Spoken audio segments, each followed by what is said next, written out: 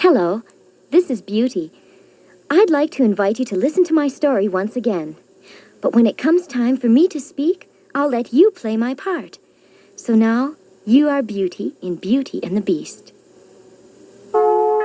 In a faraway kingdom, there lived a merchant and his 3 daughters in a small cottage out in the country.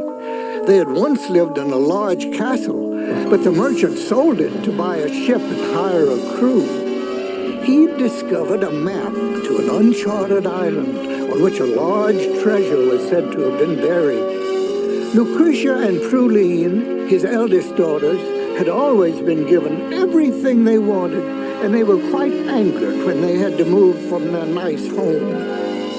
Beauty, the merchant's youngest daughter, however, was generous and thoughtful and tried to help her father all she could.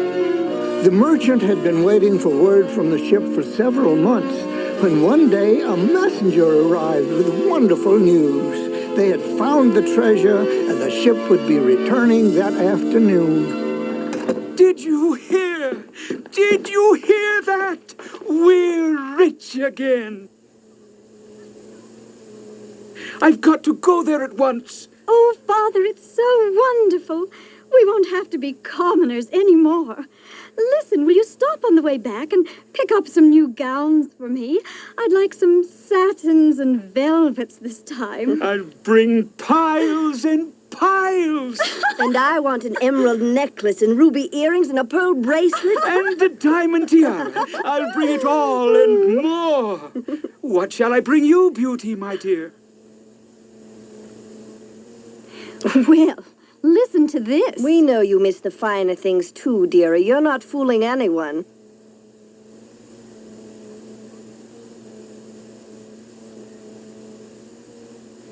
Then a rose it is. Well, I'd better be on my way. Wish me luck. Goodbye. Bye, Father. Don't forget the gowns. Oh, and my emerald necklace. And so the merchant traveled to the seaport. But when he arrived, he sadly learned that his ship had been robbed of its treasures by pirates.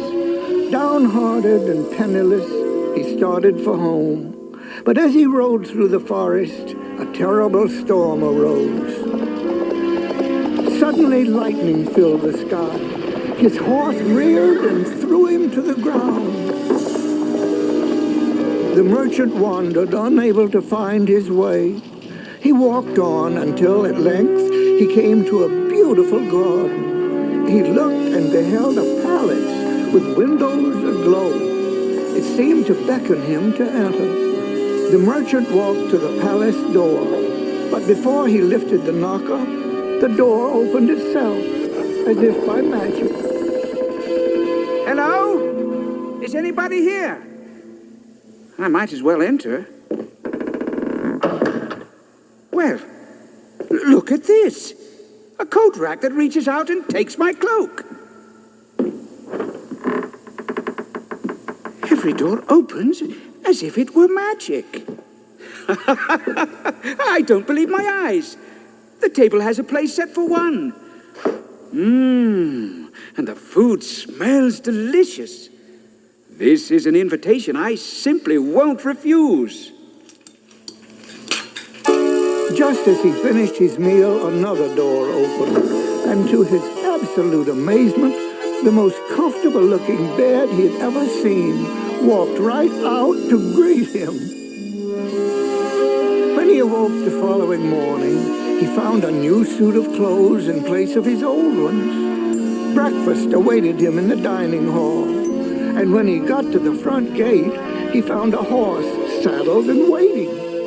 He was about to leave when he noticed the beautiful palace garden. At once he remembered his promise to his daughter. He walked over to the prettiest rose bush, bent down, and picked a pale pink rose.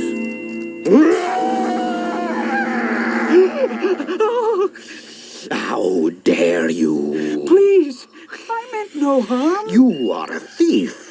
It was only a rose. Forgive me. I beg beg of you. You wander into my palace hungry and cold. I give you everything your heart desires, asking nothing in return. And this is the way you show your gratitude? Please, don't kill me. I don't intend to kill you. Oh, thank you. But to pay for what you have done, you must stay and tend this garden for the rest of your life. But what will become of my family? I have 3 daughters who depend on me. If one of your daughters will take your place, I will grant you a pardon. Will you abide by this agreement? Yes, of course, but... If you do not keep your promise, I know where to find you, and your punishment will be far worse. Now, be off with you. The beast was so horrible and frightening that the merchant ran to his horse and galloped off without another word. The horse was enchanted and found its way to the merchant's home without being guided.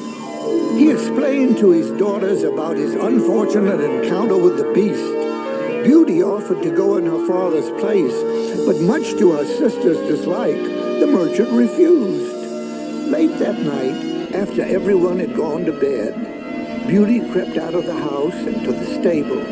She told the enchanted horse to take her to the beast. When Beauty neared the palace, the early morning rays of sun made the garden a glorious sight. She entered the palace, but saw no sign of the beast. She began to hear lovely music, which seemed to calm her heart somewhat. It came from instruments, which were quite content to play by themselves.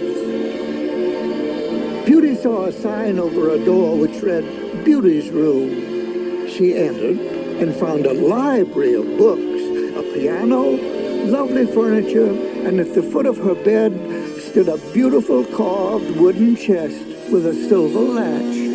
She opened it and discovered the most marvelous gowns and jewels she had ever seen. She also found a very unusual hand mirror, and on its handle was a plaque which read, Look into me and you will truly see. Then she dressed in one of the gowns and went to the dining hall. Beauty sat down and began to eat. By this time, she believed she was alone in the house because she had not seen another living soul. Are you enjoying your food? I am the beast. Welcome to my palace. Is your room comfortable? Is the meal to your liking? Then why don't you eat?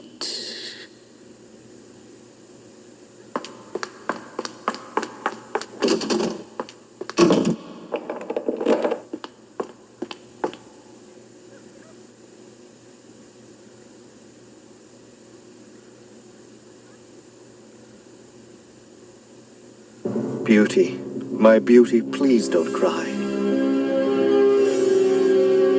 A look within can never lie.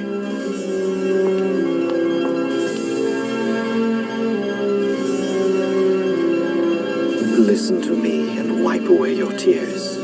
Do not worry, banish all your fears. You'll see the truth only if you start learning to look straight into the heart. Beauty pondered the words all night long. In the morning, Beauty was still afraid of meeting the beast in the palace, so she hurried out to the garden where she began to trim a hedge of lovely roses. Good morning, Beauty. Did I frighten you last night?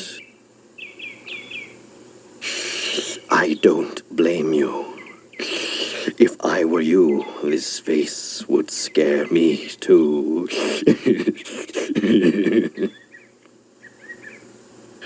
Don't be. From now on, we will meet out here among the beautiful flowers each day. Maybe they will help you to overlook my ugliness. So every day, Beauty and the Beast would meet in the garden, and they would talk as she tended to the flowers. Beauty began to see that the beast was gentle and had a kind and generous heart. Beauty, there is something I must ask you. You needn't feel obligated to answer yes. So choose of your own free will.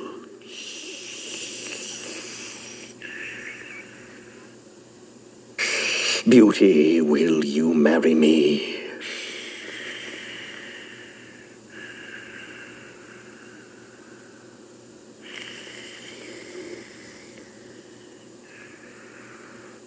Very well. If you won't marry me, what can I do to make you happy?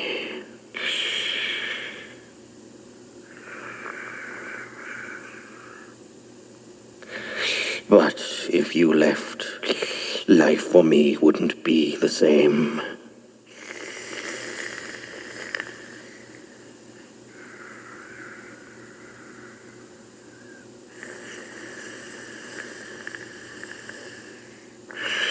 Very well. Take this magic ring. Place it on your finger when you go to bed, and you will awaken to find yourself at home. To return here, do the same. The ring will only work when you're asleep. I'll miss you, Beauty. But I'm willing to make any sacrifice to make you happy. The next morning, Beauty awoke in her father's house. The magic ring was on her finger, and the carved wooden chest was at the foot of her bed. She showed her father all the wonderful things the beast had given her. When he saw how well treated she had been, he threw his arms around her and cried for joy. Then he told Beauty that her two sisters had left him shortly after Beauty had gone. They were determined to marry wealthy men, but they found no one and were forced to do the very thing they despised, become servants. Beauty had a wonderful visit with her father that week, and on the morning of the 6th day, she happened to be digging through her chest.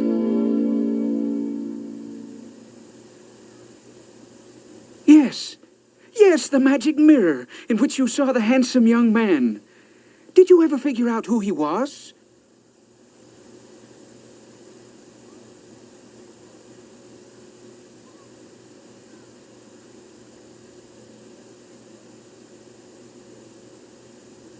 "7 days, my beauty, are far too long for a lowly heart to carry on. The hurt was unbearable when he let you go, but he suffered the pain rather than say no. His love, my beauty, was so great. The emptiness inside has sealed his fate." What does he mean?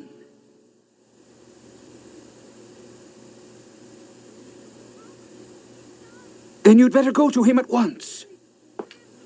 Here on the table. Go now, quickly.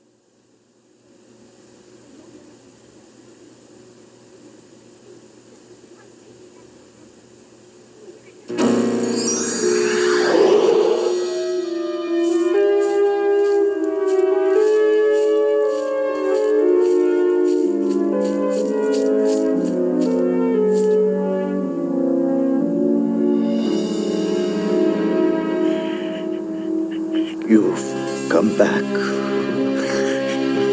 Beauty. I am dying.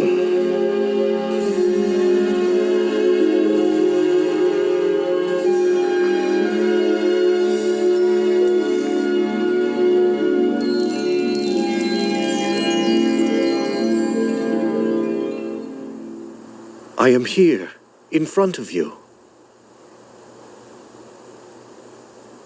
You've saved me from a wicked witch's curse.